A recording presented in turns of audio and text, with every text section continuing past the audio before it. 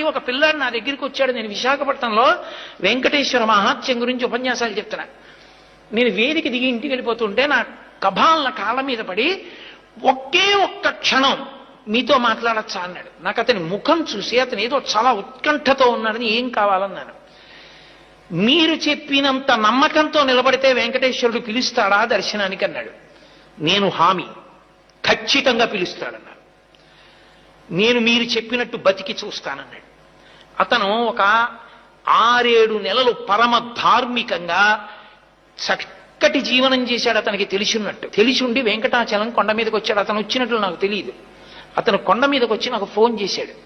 ఏమని ఫోన్ చేశాడంటే, నేను కొండ మీదకి వచ్చాను, మహాలఘు దర్శనం జరుగుతోంది, నిన్ను నమ్మి ధర్మాన్ని పట్టుకున్నాను, గురువుగారు చెప్పారు ధర్మం పట్టుకుంటే నువ్వు దగ్గరికి తీసుకుంటా ఉన్నారు, నన్ను కూడా తోసేస్తారా, నన్ను